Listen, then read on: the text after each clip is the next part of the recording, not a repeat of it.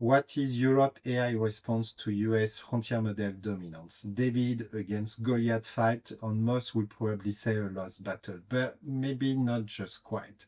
While the US built some of the most powerful AI systems ever created, Europe has a question to answer.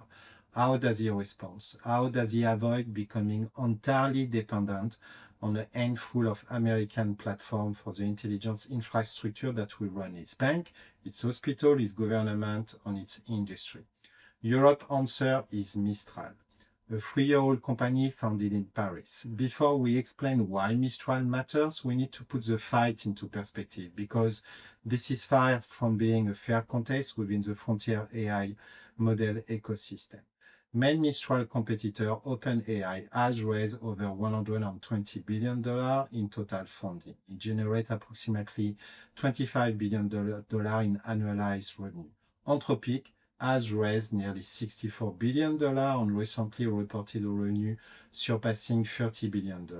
We will leave Google aside for the time being, which operates with a different strategic model. So those two companies, OpenAI and Anthropic, alone have raised nearly $200 billion between them. In comparison, Mistral has just raised $3 billion in total, with approximately $400 million in annualized revenue. That is the scale of the fight.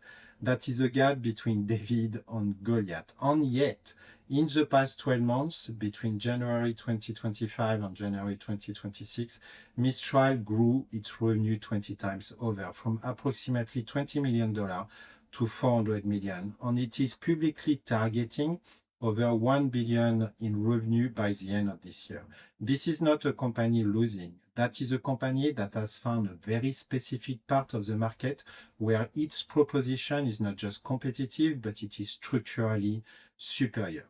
Love it or hate it, Europe has built one of the most complex regulatory and governance framework for data on AI in the world. GDPR, the EU AI Act, sector-specific financial and healthcare data law. Those are not guidelines. They are legal obligations with active enforcement and significant financial penalties. On a defined segment of European buyers, large banks, insurance companies, government agencies, healthcare operators cannot simply plug into an American AI platform and move on. Not because those platforms are unavailable, not because they are unaffordable, but because European regulation sets requirements around where data can be processed, how it can be handled, and who can access it. For regulated institutions, compliance is not optional.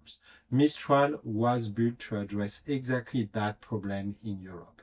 It releases open weight models, meaning that the underlying model's parameters are publicly available under a permissive license.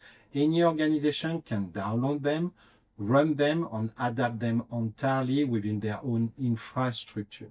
The data never leaves the building. There is no data residency question because there is no data transfer. That is a fundamental different proposition from any closed American AI platform, regardless how those platforms configure their entire enterprise tiers. The regulatory enforcement makes this more urgent by the month. Italy fined OpenAI 15 million in December 2024.